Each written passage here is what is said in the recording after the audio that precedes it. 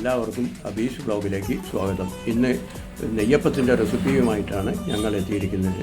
അതിന് ആവശ്യമായ സാധനങ്ങൾ 200 ഗ്രാം പച്ചരി, 250 ഗ്രാം ശർക്കര, 1 സ്പൂൺ എള്ള്, 1 സ്പൂൺ ജീരകം എന്നിവയാണ്. 4 മണിക്കൂർ കുതിർത്തി അരി ജാറിലേക്കിട്ട് നേരത്തെ ശർക്കരപ്പാനി തയ്യാറാക്കി തണുപ്പിച്ച് വെച്ച അതുകൂടി ഒഴിച്ച് നല്ലതുപോലെ അരച്ചെടുക്കുക. കുറച്ച് തരിയോട് കൂടിയിട്ട് വേണം അരയ്ക്കാൻ. ഇത് പരമ്പരാഗത രീതിയിലുള്ള നെയ്യപ്പം ആണ് ഉണ്ടാക്കുന്നത്. അതുകൊണ്ട് തന്നെ ഇതിൽ മൈദപ്പൊടിയോ സോഡാപ്പൊടിയോ ഒന്നും തന്നെ ചേർക്കുന്നില്ല. അല്പം ഉപ്പ് ചേർത്ത് സ്വല്പം തരിയോടുകൂടി തന്നെ അരച്ചെടുക്കണം. അരച്ചെടുത്ത മാവിലേക്ക്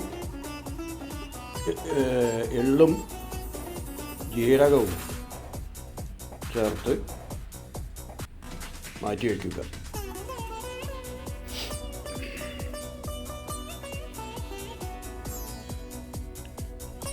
ഇത് മറ്റൊരു പാത്രത്തിലേക്ക് ഒഴിച്ച് വയ്ക്കുക.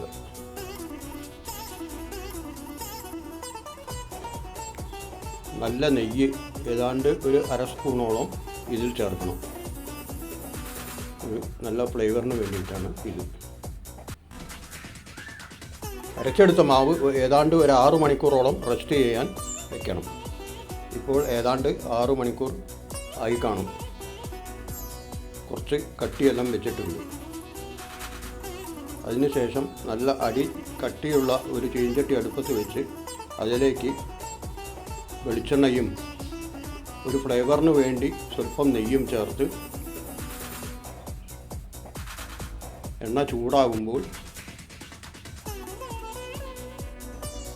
ഒരു കയ്യിൽ മാവ് ഒഴിക്കുക.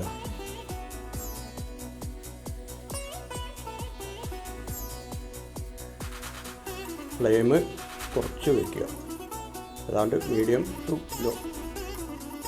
ഗോൾഡൻ ബ്രൗൺ ആയാൽ മറിച്ചിടുക. ഇതുവരെ ഈ ചാനൽ സബ്സ്ക്രൈബ് ചെയ്യാതെ കാണുന്നവർ സബ്സ്ക്രൈബ് ചെയ്യുക. ഇഷ്ടപ്പെട്ടാൽ ലൈക്ക് ചെയ്യുക. എല്ലാവരിലേക്കും ഷെയറും ചെയ്യുക. നമുക്ക് ഈ നെയ്യപ്പം വാങ്ങി മറ്റൊരു പാത്രത്തിലേക്ക് മാറ്റാം. ഈ അരി കൊണ്ട് ഏതാണ്ട് 7 നെയ്യപ്പം വരെ കിട്ടിയിട്ടുണ്ട്.